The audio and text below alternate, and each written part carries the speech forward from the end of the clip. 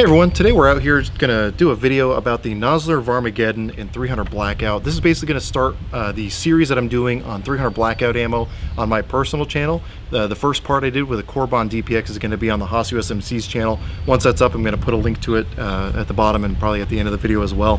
But this is a start for my channel. And basically what I'm going to be doing is over the course of probably a few months, taking out individual factory loads and seeing how they perform out of this rifle here, the upper of which I did a build series on, but you know, nuts and bolts, it's a Faxon receiver, Midwest Industries handguard, and then a Faxon Firearms 10.5-inch barrel. Right now on top I have a Primary Arms ACSS 1:6 calibrated for 300 Blackout in an American Defense Manufacturing mount. When we do the accuracy testing later, I'll have a Vortex Diamondback scope inside of a Midwest Industries mount. Unfortunately, while it seemed that everyone stopped shooting a while ago, as soon as we wanted to start filming this, everyone started shooting. So hopefully you can still hear me. But this, again, is the Varmageddon ammo from Nosler. It's their 300 Blackout. It's a 110 grain. It's a 110 grain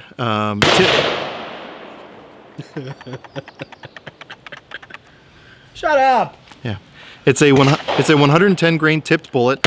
Basically, the way that these bullets are designed is they have an ultra thin jacket, which gives you a very large expansion cavity. It's got a special lead alloy core.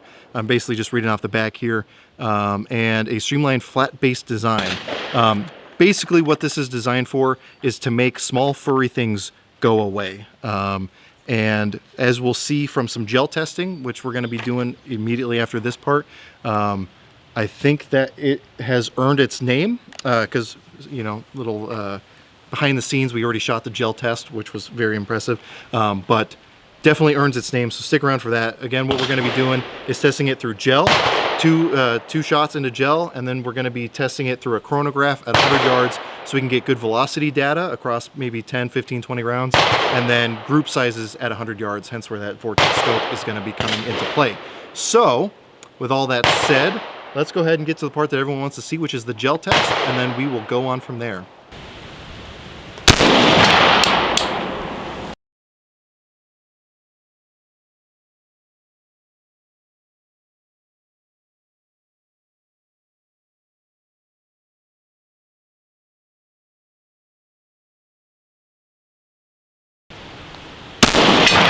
Wow.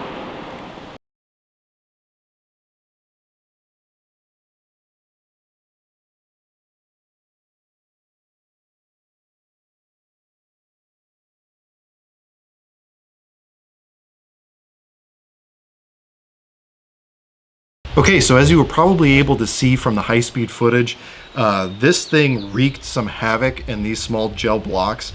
Again, you know, we're shooting the 110 grain Varmageddon stuff, and as the name implies, this is meant for small furry things.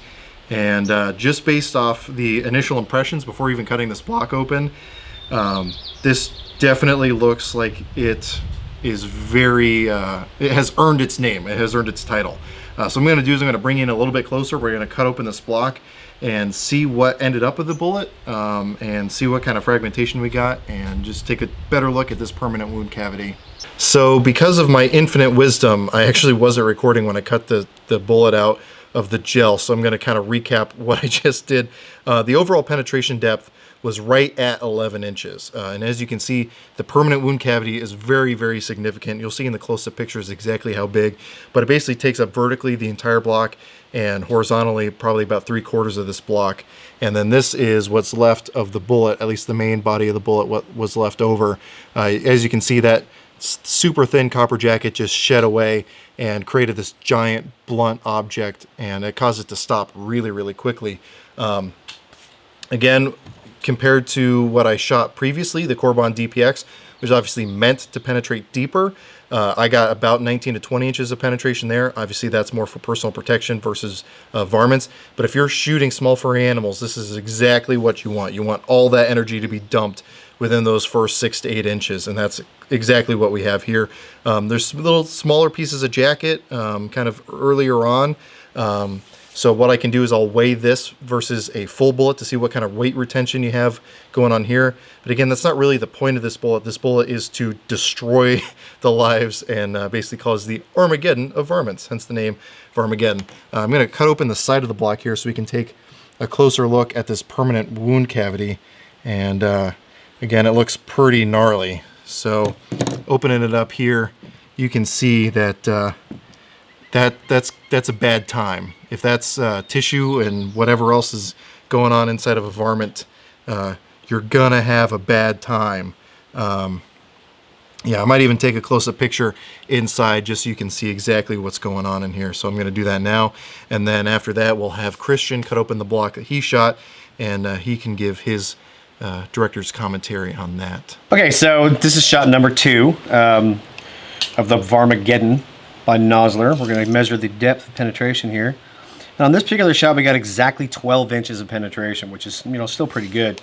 I'm going to go ahead and cut this open and get a look at the bullet here with my Booker Swale, my EDC.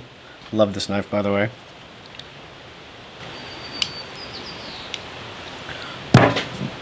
So if you ever want to dig a bullet out of a human being, this is a lot like what it should be. Just more screaming, I assume. All right, so here we go. And once again, you can see how that thin jacket just disintegrated, leaving all that lead to mushroom this nice big fist of a slug going all the way through. Gorgeous. So on this shot, we have the same basic huge wound channel here. And if you get really down and close with some nice backlighting, there's just shrapnel everywhere. It's gone in every direction. Some of it actually made it out the side over here and the top as well. We have some huge, let's see if you can see this. We have this nice huge open right here on the top. It just blew the whole thing completely out. I've got shrapnel coming all the way back to here. So let's look at the wound channel because that looks like fun to me.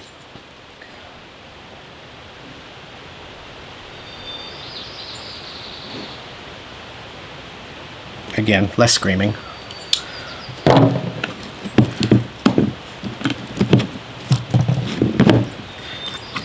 And that, all of that, just nasty. We like it. Very, very nice. You can see the pieces of shrapnel, all the little pieces of lead. This really super thin lead jacket is like little razor blades that have just come out.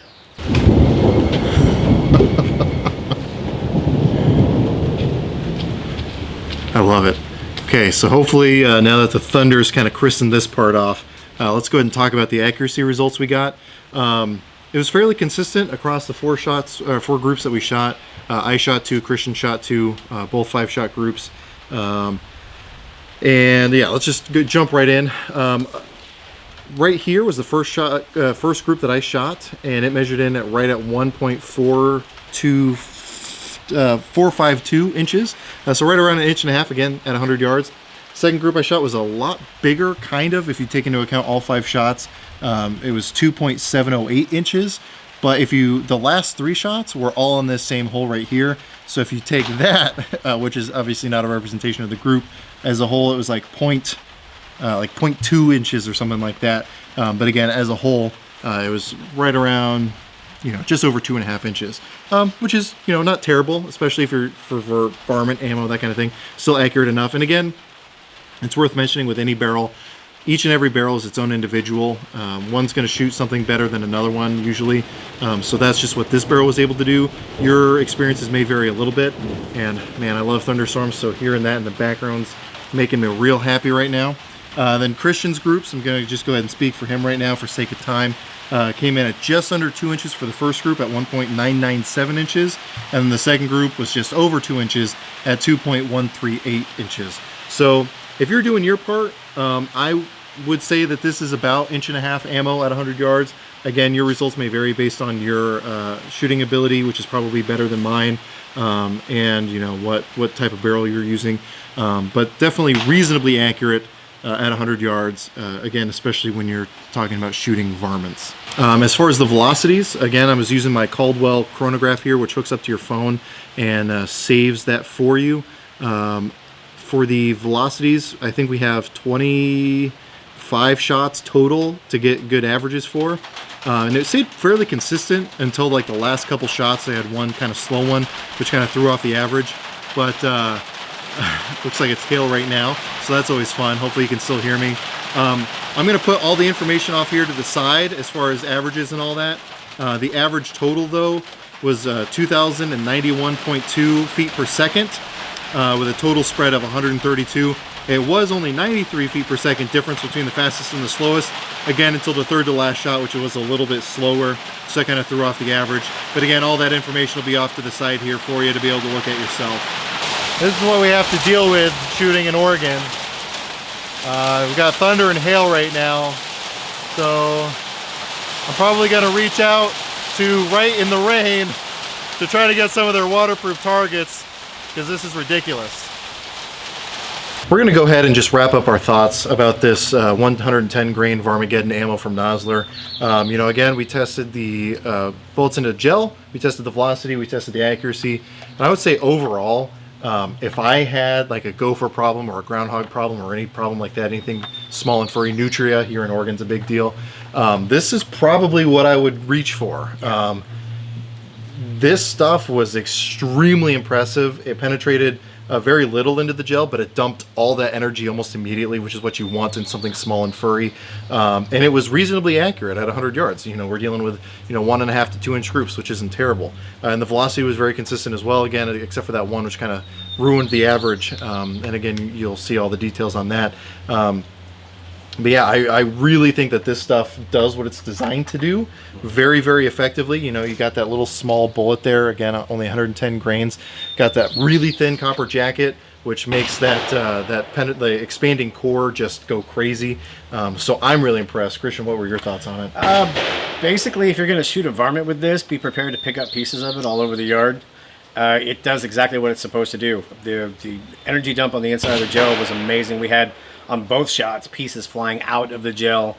The shrapnel was intense. There was a lot of it. I mean, once you got into the wound channel, it looked like you just shot it with birdshot.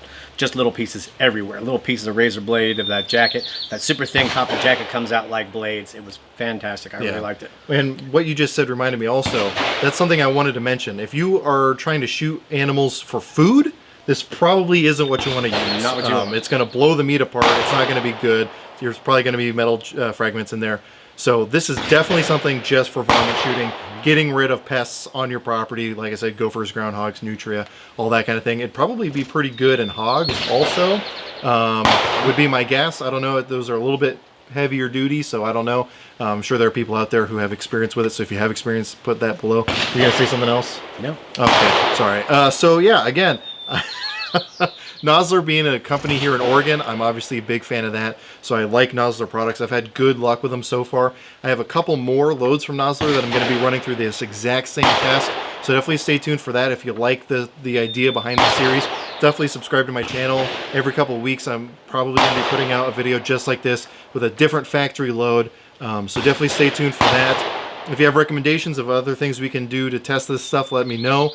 We probably won't be doing like interior walls or anything like that, so you know, keep that in mind with your recommendations. But definitely like this stuff. Works exactly as advertised. And like I said, this is probably going to be my go-to if I ever have to get rid of anything small and furry on my property. And I can say if I had something big and fleshy come into my house, it probably wouldn't be fun for them to get shot by this. But you know, I can't speak to that directly. And because of how shallow the penetration was, it probably would not over penetrate too much, which is a very good thing as well. So again, check out Varmageddon ammo from Nosler. I'll put the links below. And again, stay tuned for my other Nosler videos and then the other 300 blackout videos I'm going to do. But as always, you know, from Christian and myself, we appreciate you watching and we hope you got something out of this video.